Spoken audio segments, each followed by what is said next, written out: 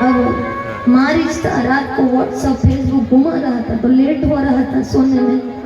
अब रात के 2-3 बजे सोएंगे तो सुबह 10-11 बजे उठेंगे। ये मारिच है तो उठा, नींद में था नेत्र। अब जैसे ही सामने रावण को देखा कि जग बैठ गया, तुरंत उठ गया। रावण तू, मैं कहीं सपना तो नहीं दिखता? रावण बोले जी हाँ हम। उठ जा नींद से। बोले रावण तुम हमारा आप यहाँ क्या काम पड़ गया? आज आप मेरे द्वार पर।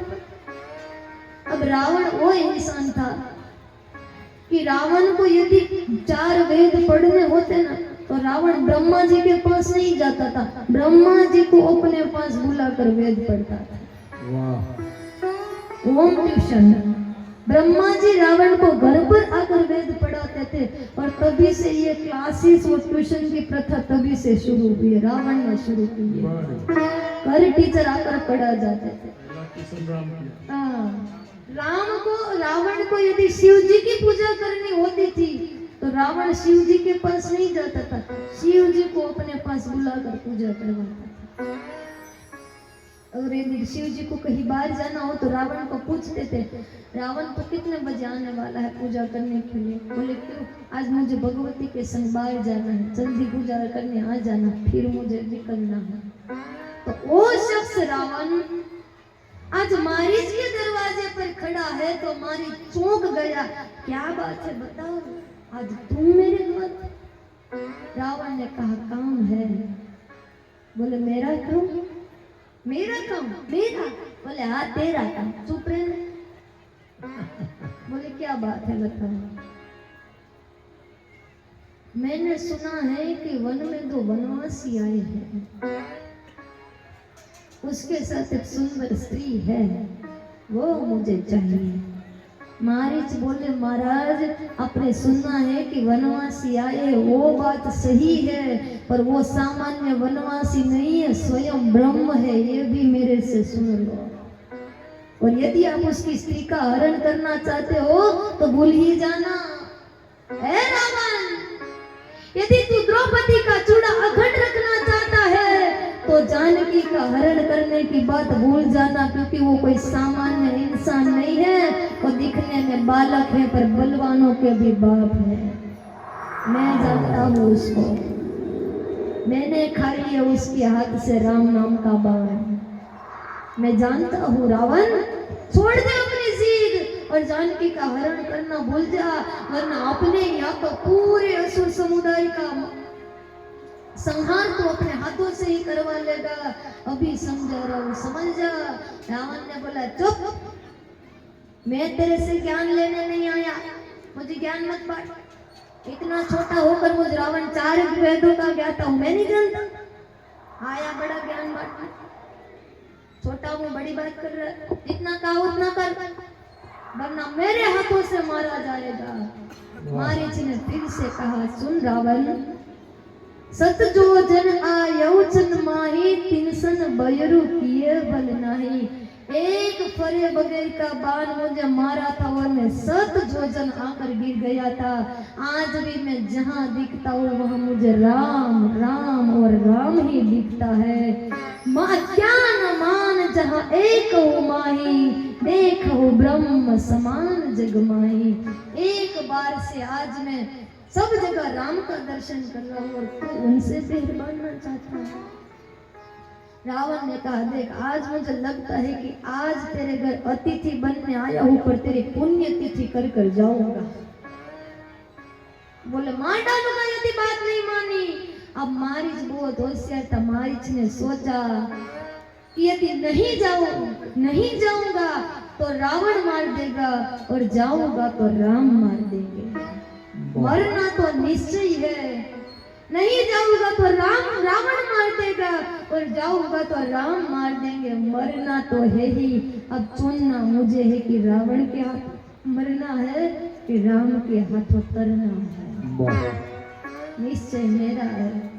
देखो सब जानते हैं मरना तो है ही, जाते से ही ध्रुवो मृत्यु ध्रुवो मृतस्य च तस्मात् पर्यार्थे न त्वां शोषितुं मरसि। हर जीव जानता है हमें मरना है, पर मरना कैसे है वो हमारे हाथ में है। मारीच समझ गया कि रावण के दुष्ट के हाथों मरना उससे अच्छा तो राम के हाथों मरकर उनका बाण खाकर मैं तर जाऊंगा। हमें भी यही सीखना है कि मरना तो है ही, पाप करते करते मरना है कि पुण्य कर कर सत्कर्म कर कर भक्ति कर कर भगवान का नाम जप कर मरना है, ये हमारे हाथों में है। हमें सोचना है कि कैसे मरना है, मृत्यु को महोत्सव कैसे बनाना है। और मृत्यु को महोत्सव बनाने के लिए एक ही तरकीब है, क्या? सांसों की माला पे सिमरूं मैं सीताराम। सांसों की माला पे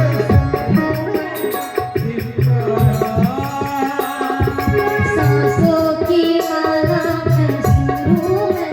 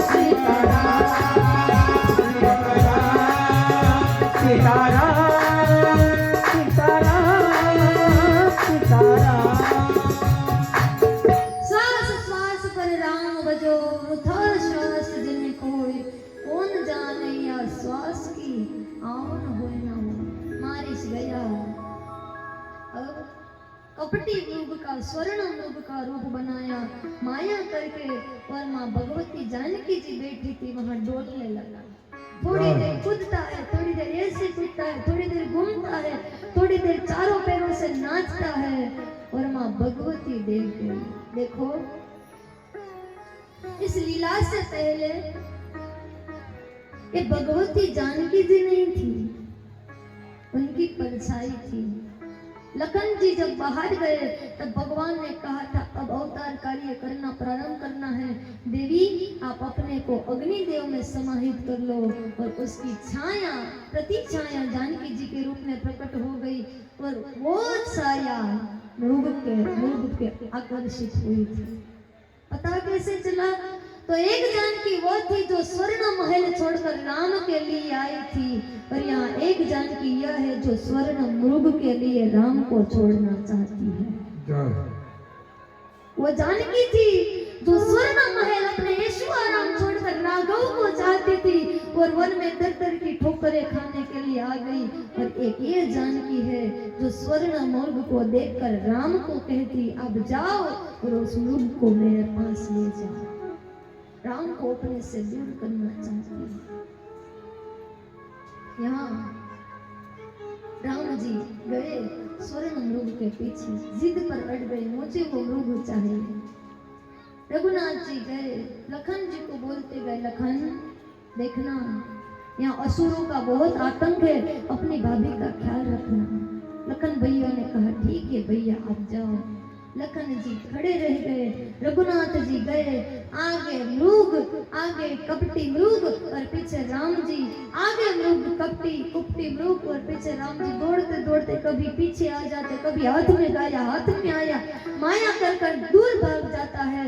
और राम जी को क्रोध आया और राम जी ने एक तीर चलाया और वो मृग के पेट में जाकर लगा और मृग अपने असली स्वरूप में आया और बोला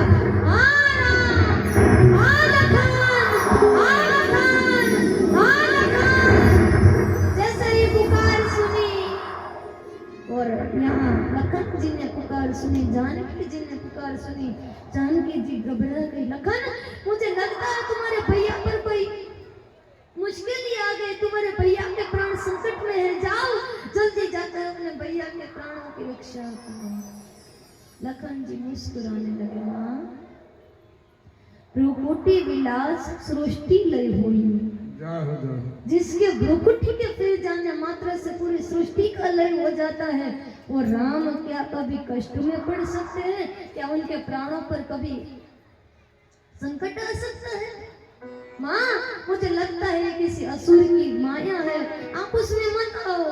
पर जानकी जी तो माया की जानकी जी थी, माया के चक्कर में पड़ी थी, माया के चक्कर में आकर बोला नहीं, मुझे लगता है कि तुम्हारे भाई के प्राण संकट में है और तुम्हारे भाई के प्राण वहां संकट में हो और तुम यहाँ बैठ कैसे सकते हो? जाओ अपने भाई के प्राणों की रक्षा करो। मानस में तो नहीं बताया पर वाल्मीकि रामायण में जानकी जी ने बहुत कुछ सुनाया है, लखन जी को बहुत बुरा भला कहा है। और तब लखन जी एक मर्यादा की रेखा बनाकर बोल कर गए कि भाभी माँ इसके बाहर मत जाना, मर्यादा में रहना, मैं जा रहा हूँ। लखन जी चले गए और यहाँ जानकी जी पीछे से रावण एक साधु का वेश धारण कर कर आया और जानकी जी के पास बोला भिक्षाम देही। जानकी जी फल लेकर बाहर आई और बोला लो ऋषिवर भिक्षा। बोले मैं रेखा के अंदर से भिक्षा नहीं लेता, मैं भीख मांगने नहीं आया, मैं भिक्षा मांगने आया, देना है तो चौखट से बाहर आकर भिक्षा दो। जानकी जी ने कहा ये मेरी मर्यादा है, यहाँ से बाहर नहीं आऊंगी। तब रावण ने कहा तो ठीक है, साधु वेश खल वेश धारण कर कर आया था, बोला ठीक है तो मैं जा रहा हूँ। जानकी जी ने सोचा अतिथि दर पर से जाए वो अच्छी बात नहीं है, चौखट को पार किया। जैसे ही चौखट को पार किया, मर्यादा का उल्लंघन किया और रावण साधु वेश से अपने असली रूप में आया और जानकी का हाथ पकड़ लिया और अपने पुष्पक विमान में बिठा कर राम जानकी जी को लेकर चला गया, दौड़ने लगा, उड़ने लगा आकाश मार्ग से। जानकी जी चिल्लाती है, चिल्लाती है, छोड़ो मुझे, राम कहाँ हो प्रभु, क्यों मुझे छोड़ दिया, राम अब कहाँ हो, बार बार चिल्लाती है, चिल्लाती है। यहाँ गिद्धराज जटायु को पता चला कि माँ भगवती दुविधा में है, मुश्किल में है और जटायु माँ के प्राण की रक्षा करने के लिए गया, रावण से लड़े और वृद्ध होने के कारण बहुत ज्यादा देर तक टिक नहीं पाए और रावण ने जटायु के दोनों कान काट दिए और जटायु जी तराशायी हो गए। रावण जानकी जी को लेकर निकल पड़ा। बोलिए भक्त वत्सल भगवान की। जानकी जी का हरण हो गया। वहाँ लखन जी राम जी के पास आए, बोला लखन तू यहाँ? बोले भैया आपने ही तो बुलाया। बोले मुझे लगता है कि जानकी आश्रम में नहीं है, बहुत बड़ी बात हो गई, लखन चल जल्दी आश्रम में, मुझे लगता है कि जानकी आश्रम में नहीं है। और जानकी जी दोनों आए और राम जी जानकी जी को खोजने लगे, हा जानकी, हा जानकी, हा जनक दुलारी, हा सीते, कहाँ हो तुम मेरी सीते, कहाँ हो? राम जी विवल हो गए। देखो जब तक हम अपनी मर्यादा में रहते हैं तब तक किसी असुर की सामर्थ्यता नहीं है कि हम पर आक्रमण कर सके।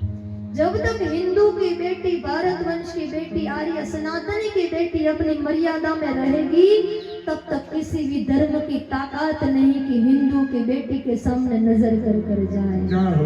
जब नजर करेगी, जब अपनी मर्यादा का उल्लंघन करेगी, तभी हिंदू की बेटी के 32 टुकड़े होते हैं। अपनी मर्यादा नहीं छोड़ेगी, अपनी मर्यादा में रहो, अपनी कुल मर्यादा में रहो। मेरा कुल क्या है, खानदान क्या है, मेरा परिवार क्या है, मैं किस घर से आती हूँ, मेरे माँ बाप कौन है, हमेशा ये देख कर चलोगे, अपनी मर्यादा में रहोगे कि किसी भी धर्म की ताकत नहीं कि हिंदू की बेटी पर नजर कर जाए। हम अपनी मर्यादा छोड़ते हैं तभी कोई विधर्मी आकर बार बार हमारे सनातन पर आक्रमण करता है। मेरी यहाँ जितनी युवा बहनें बैठी है उनसे कहना चाहूंगी, व्यासपीठ है, व्यासपीठ से सत्य का उद्गार नहीं होगा तो कहाँ होगा। आपको माँ बाप पढ़ाते हैं, आपको माता पिता पढ़ाते हैं, खूब पढ़ो, खूब लिखो, खूब आगे बढ़ो, पर ध्यान में रहे मैं किस घर से आ रही हूँ, किस परिवार से आ रही हूँ, मेरा कुल कौन सा है, मेरा खानदान कौन सा है, अरे मेरा धर्म कौन सा। इसको देखने के बाद कोई आगे का कदम लेना है। 2 मिनट के अट्रैक्शन के कारण याद रखना 20 वर्ष का माता पिता का प्रेम ना छूट जाए। यहाँ जानकी जी ने मर्यादा लांगी, असुर रावण हरण कर चला गया। यही हमें बोध दे रहे हैं कि स्त्री जब तक अपनी, स्त्री ही नहीं कोई भी इंसान जब तक अपनी मर्यादा में रहेगा, चाहे पुरुष हो या स्त्री हो, तब तक वो सुरक्षित है। जब तक अपनी मर्यादा उल्लंघा, जब तक अपनी मर्यादा को लांगा, तब वो गया हाथ से। रामचंद्र जोगिया भेले, सिया जी जोगिनिया, लक्ष्मण झोलिया,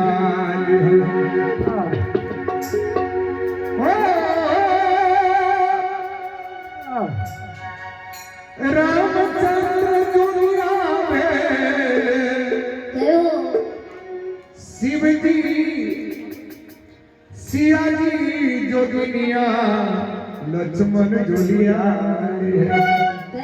क्या आप लोग ताली बजाएंगे? हाँ। चली भेल जाते ओर लक्ष्मण झोलिया, चली भेल जाते ओर लक्ष्मण झोलिया,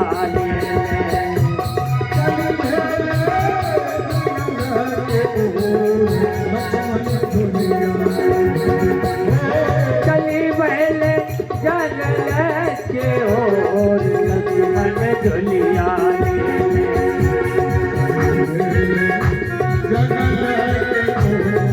भेल जाते ओर लक्ष्मण झोलिया।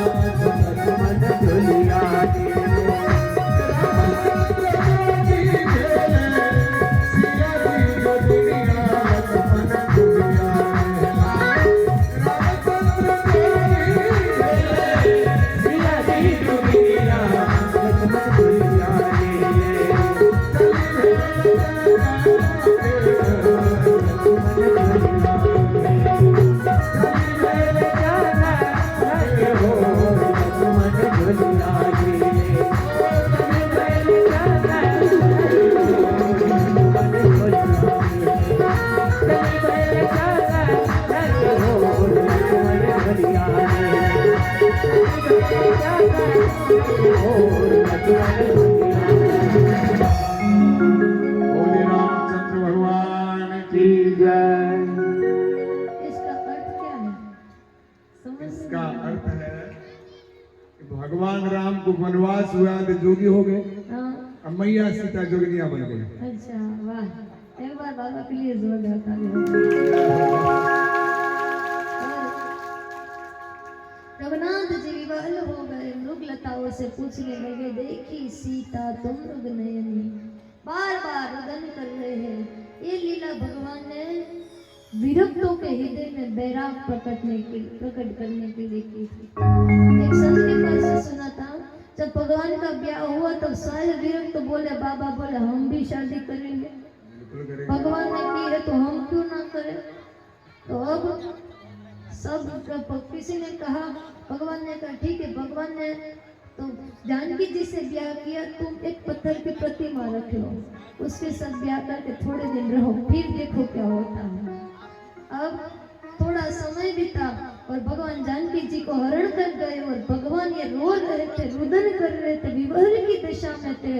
वो दृश्य देख गए तो सारे ऋषि मुनि जो प्रतिमा, पत्थर की प्रतिमा थी, उसको जल में विसर्जित कर दिया। बोले क्यों?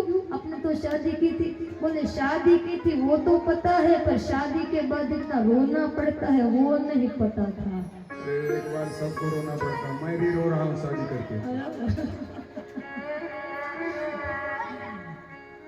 शादी करके फंस गया, आबत गले पड़ी, उसको निभा रहा हो, एक बार शादी करके फंसा दिया।